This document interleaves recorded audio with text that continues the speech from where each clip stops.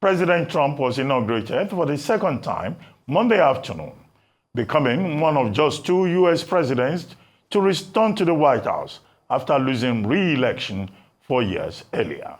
Trump said that the United States will rename the Gulf of Mexico, enrich Americans with the proceeds of tariff, and recognize male and female as the only genders in a memorable post-inauguration speech. While three inaugural balls were simultaneously taking place to celebrate U.S. President Donald Trump's new presidency, Trump signed sweeping executive orders into power. Among them is the full pardon for nearly all 1,500 January 6th rioters. Many are expected to be released within hours, with a crowd forming already outside the jail in Washington, D.C., where the defendants are being held. Arise News international correspondent Adefemi Akinsanya has this report. From this moment on, America's decline is over. And so it begins, Donald Trump delivering his first speech since his swearing in. The 47th President of the United States spared no blushes when he shared his plan for the future. Places from which His speech cemented the beginning of this new era of democracy, and at the same time, the departure of what was before. After bidding farewell to former President Joe Biden and former First Lady Dr. Jill Biden, Trump spoke again, this time far more candidly in the Emancipation Room. The journey to reclaim our republic has not been an easy one, that I can tell you. Those who wish to stop our cause have tried to take my freedom and indeed to take my life. Just a few months ago in a beautiful Pennsylvania field, an assassin's bullet ripped through my ear. But I felt then, and believe even more so now, that my life was saved for a reason. I was saved by God to make America great again. Sir, this is a proclamation declaring a national emergency at the southern border of the United States. And then, true to his word, Donald Trump got to business, signing some 200 executive orders covering immigration, birthright citizenship, and most notably, the January 6th insurrection. Nearly all 1,500 of them have been pardoned in a sweeping move that caught many by surprise, including Nancy Pelosi, who took to social media to say the order was an outrageous insult to the U.S. justice system. Nevertheless, crowds gathered outside the jail in Washington, D.C., where rioters are being held. And the engagements continued on Trump's first night back in power. At the Commander-in-Chief inaugural ball, the first of 3 balls taking place simultaneously in Washington, D.C., the new president and his first lady danced together with the new vice president and the new second lady. And as they dance the night away, their moves mirror the first steps in this new journey towards building an America first for the second time. Adefemi Akinsanya, Arise News, Washington, D.C. Joining us now for World Brief and the review of some of the headlines of today's newspapers from around the world is Adefemi Akinsanya. Adefemi, good morning.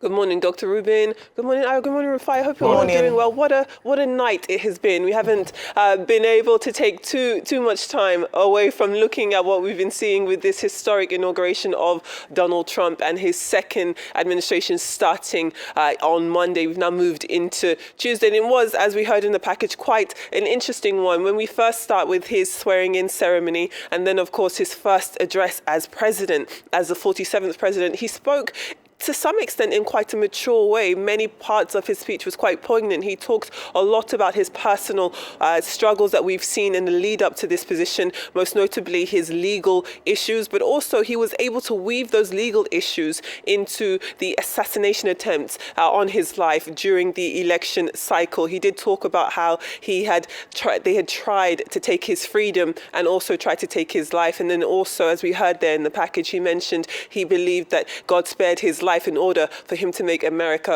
great again. And then when we are talking about America great again, that does bring us into these sweeping executive orders. I'd already mentioned during the package, one of the more popular ones, one of the more controversial ones, which is this widely sweeping pardoning of nearly all 1,500 January 6 rioters. Now, what we're seeing with this issue is it's taken many people by surprise, because even in the very early hours of his inauguration, it wasn't clear what he was going to do. He delivered 2 speeches after he was sworn in. The first proper post-inaugural address, which he delivered in the presence of course, former President Joe Biden and Vice President Kamala Harris, both of them listening in to what he had to say. And he spoke, as I said, quite with a lot more candor, talking about, yes, there was a few light punches thrown towards the Biden administration, talking about how this is the time for America's future. This is time for them to regain and really restore any lost faith they had in the country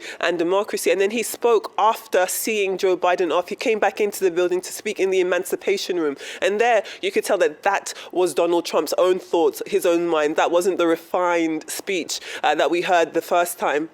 And during that second speech, he talked about how he wanted to talk during the inaugural address about Biden far more critically, and he wasn't given the opportunity to, but he then went on to do so. He also spoke quite colorfully about Liz Cheney, referring to her as a lunatic. And again, as I said, when it comes to Donald Trump and the type of language that we have come to know him by, that second speech he gave in the Emancipation Room is definitely far more along those lines. And it was then that we first got the first hint of this January 6th insurrection, because he mentioned in the second speech that he does have plans for talking about January 6th and that he hasn't forgotten them. But as I said, it did take many people by surprise. That being said, it is believed, according to some reports, that some of the people who are currently incarcerated will be released within hours, according to this executive order. And that's why we're seeing crowds outside the DC Correctional Facility here in Washington, DC, where many people are outside. It's resulted into some scuffles between press, people who are protesting, people who are welcoming the January 6 rioters back into society, and of course the security personnel outside the prison, outside the jail there. But just to show that so much is happening so quickly when it comes to these executive orders. And then another one that really shook many people, took them by surprise, was of course his immigration policies. He talked about how he would continue to follow through with his promises, with looking at how he would designate the cartels operating in Mexico and Southern America over the other side of the border as terrorist organizations. This has also ruffled a lot of feathers, because they're looking at the legality, the process by which his executive orders can actually come into fruition, especially then when we're talking about ending birthright citizenship. He also signed an executive order to that effect. But then again, that does reignite conversations on how feasible that's going to be, because that would mean repealing an amendment which is enshrined in the US Constitution. So a lot of back and forth when it comes to very early parts of his administration. He has not been in office for more than 24 hours, but true to his word, he has come with action. Now, going back to his inaugural address, there are a few things that really stood out. As I said, definitely immigration, but also him talking about tax and how he wants tariffs to benefit the American people. This is another example of him showing how he's going to put America first. Talking about this tax issue, let's take a listen to what he had to say. Instead of taxing our citizens to enrich other countries, we will tariff and tax foreign countries to enrich our citizens.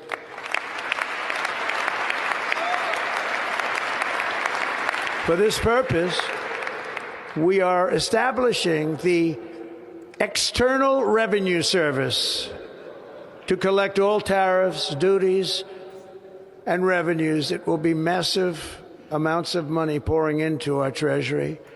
Again, when we're talking about this massive money that he says will be pouring into the Treasury, this is still, at this point, just words, isn't it? And we will be very interesting to see how he's going to be able to execute these plans into real fruition. But when you're looking at him being such a popular president, him being able to win the popular vote and the Electoral College vote, a lot of people, if you remember back in November, were talking about how he was going to bring a lot more money into the country, make the everyday person far more affluent when it comes to being prosperous in this country, that he is going to be the president to lead them and put them first. So to that effect, we are seeing that take shape in these executive orders. And then also, quite controversially, he talked about gender. Now, gender is quite interesting because he's gone back and forth about his feelings on gender identity, gender categories.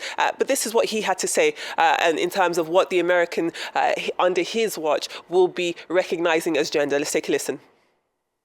It will henceforth be the official policy of the United States government that there are only two genders, male and female. Something that came up with a lot of applause, a lot of adulation when it came to that specific issue about gender. So as you can see, he spoke for 30 minutes in this post-inaugural address, and it did have a lot of talking points. As I said, lots of powerful moments. He talked about how the American people should understand that with him, he will fight for them and he will win for them. Again, something that really resonated with the crowd. And then he also talked about, I guess, the future of democracy under his watch, what it will look like in terms of foreign policy. He did talk about how he wants to continue to be a pacifist, wants to be a peacemaker in the world. It will be interesting to see what that looks like when we're looking at all of the international backdrop, especially with Middle East. Of course, he gave himself a self-congratulations about this Middle East ceasefire coming into effect the day before his inauguration. But as I said, he did still ruffle a lot of international feathers. He talked about how the Gulf of Mexico would be renamed the Gulf of America, and then also said the Panama Canal would be taken back from Panama. So again, while he is talking about creating peace in some areas of the world, it does seem as though he's trying to move towards the opposite in other areas too. So a very, very interesting first almost 24 hours of a Trump presidency. And as you can imagine, there's still pretty more to come. I'd love to hear your thoughts before we move on to the papers. Okay. So, Femi, I'll disagree with you on some things. You said a very mature speech. I didn't see maturity. In fact, I saw a lot of puerile, petulant vituperations in that speech. And I think the more mature person was Joe Biden and Kamala Harris. Trump did not attend Joe Biden's inauguration because he was sulking like a little baby that he is. And we cannot forget that. And he went ahead there slamming Biden, saying, oh, I'm going to do so much as regards inflation, where there's already an Inflation Reduction Act. Most of those revenues he says he's going to bring to the economy is the Inflation Reduction Act passed by Biden that will bring them into the economy. So there were a lot of lies, because when you see those growth, know that it is Biden's work that will start to kick in over the years. He went ahead and he told a big lie yesterday when he was adulating America for what he said America split atom. No, Ernest Rutherford split the atom. He was a New Zealander. Then he went further to try justify all his crimes by saying, oh, the system has been used against him. But he committed those. I mean, Femi, didn't you remember, are the tapes not there when Trump was calling to look for 11,000 votes to win elections in Georgia? Did we forget? Why is it that the world holds Trump with another standard? Didn't we see the videos of him saying he's going to grab a woman by the pee? Didn't we see the Stormy Daniels episode? In fact, the judicial system was too fair. Some Democrats have said, in fact, the likes of Merrick Garland was too lenient on Trump because they were so afraid of what people will say that it was a witch hunt. Most of the cases never even sailed through because of prosecutorial delays. Then he did the big one, going ahead to forgive insurrectionists. Because a man never won elections, he brought insurrectionists, tried to pull down his country after trying everything, such a bad loser. Or did he not think that Kamala Harris felt bad sitting there yesterday that she lost the election? Today, they are going to forgive people. So, I saw the American motto while Trump was dancing on the ground, which says, "E pluribus unum," which means first among any. Can Americans truly say they are first among many, where they forgive people that are insurrectionists, that try to destroy the fabric of their democracy because somebody did not win an election? Can Americans truly say they are first among many, where the right of being an American is now being taken away because one man feels for him to be nationalist, he has to take away constitutional provisions of when you are born in a country, you become a citizen?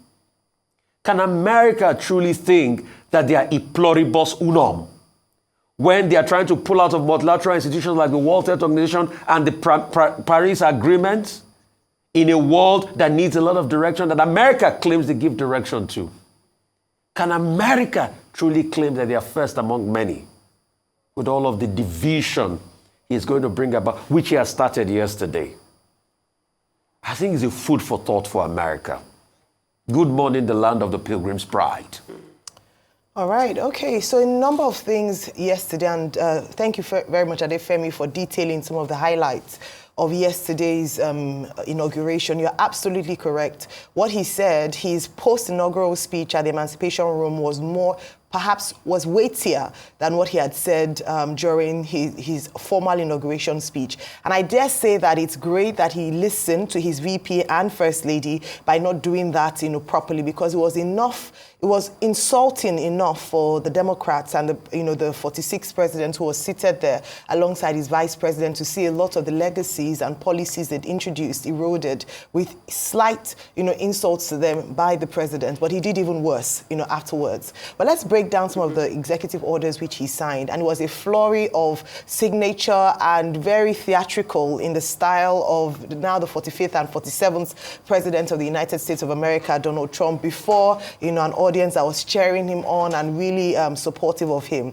With regards to the insurrectionists, you already said it. I mean, I think Nancy Pelosi captures it well, the feelings of a number of people with regards to how these about 1,500 people are regarded by the law. They went through the justice system and they were found guilty and sentenced to prison. However, through this executive order, he has overturned that. In some instances, 14 of them were commutation. So it means that even though they will be pardoned or released from prison, the charges will still remain on their records. He had said this, had watched, the procedure when he had gone in to sit the first, his first signing, the initial signing he had done. He had said that he was going to review some of the cases and the more violent ones, perhaps he might not grant them a full pardon. So that was in alignment to what he had said. Beyond that, I think the great concern is the withdrawal of the United States from the World Health Organization. What it looks like is the fundamental role that the United States plays in WHO, especially as a superpower, as a world power. The concern there is that gap would need to be filled. And guess who will be ready to step into those shoes? China. So it gives an opportunity for China to step up and even take the advantage to then, fill in that space in terms of big funding, decision-making at the WHO. That's quite dangerous. So let's see how that would pan out. The same, if you look at the Paris Climate Accord or the Paris Agreement with regards to climate change, we've often talked about the fact that President Donald Trump is a climate denier. And he has said that he was going to pull out on day one, which he has done. What would this mean for climate change, around the world? Recall that accord has said that they want to reduce, global warming by down to 2 degrees. So it means that they're eroding the work that has been done over the years. A number of things that have been spoken about, migration, whilst it looks all great and bold and, he's making America great again.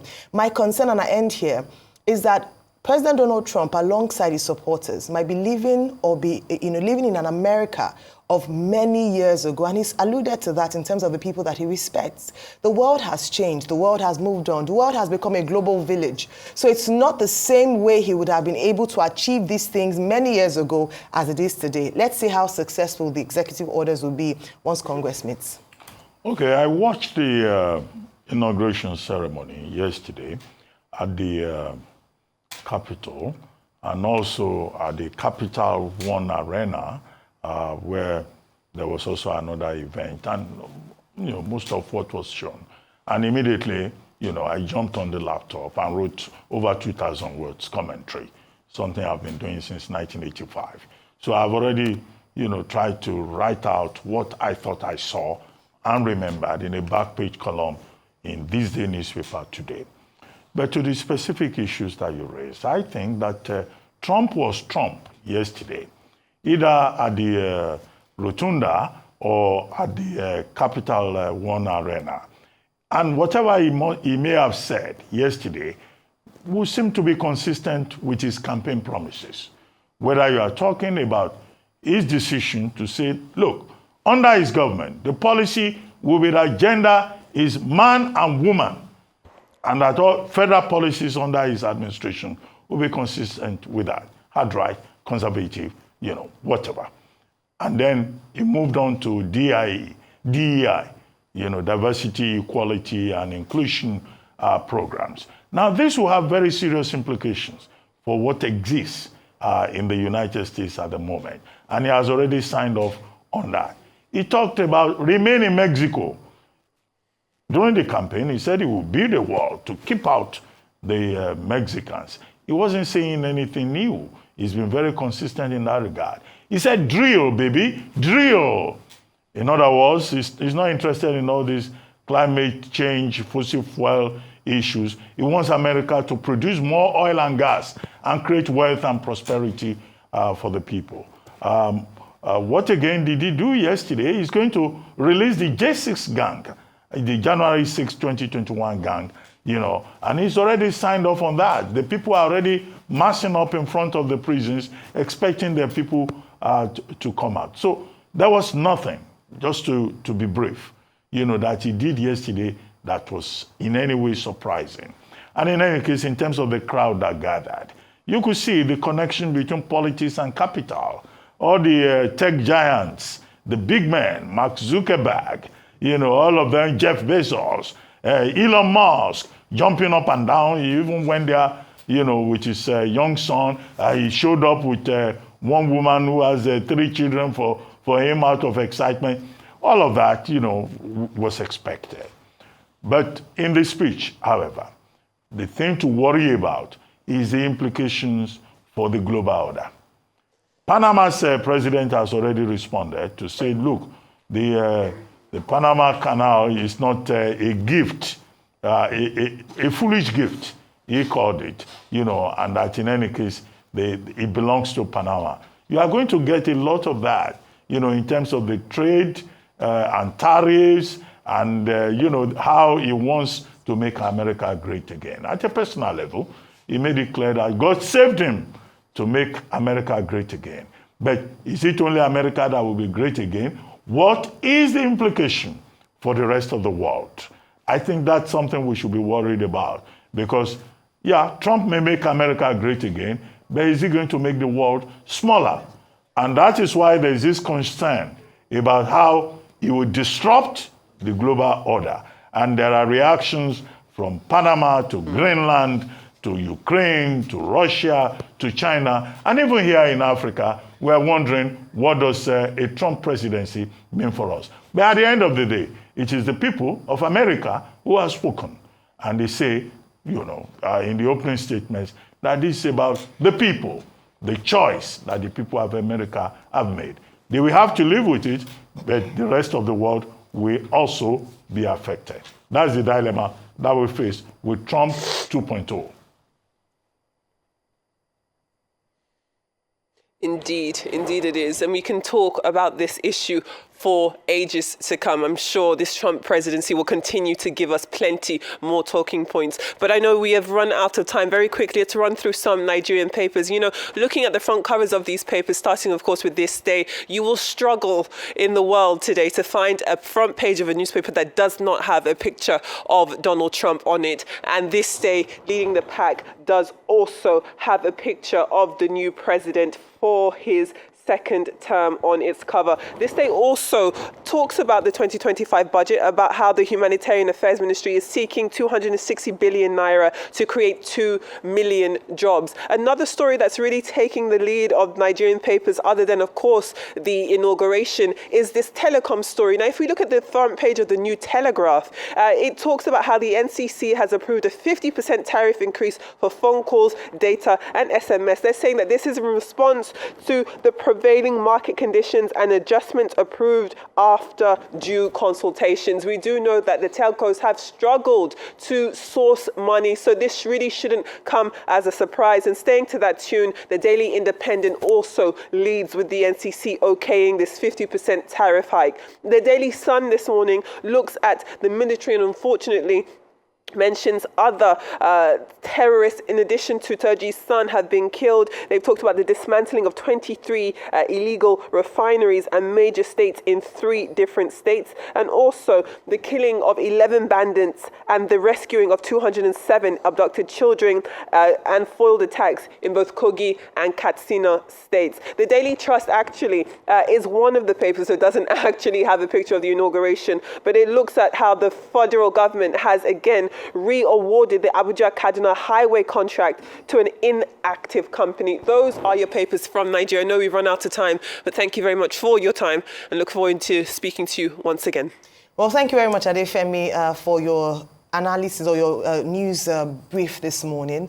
Indeed, a lot more to talk about, and hopefully in the course of the show today, we'll still be reviewing some of the executive orders signed by the 47th President of the United States of America, newly inaugurated President Donald Trump.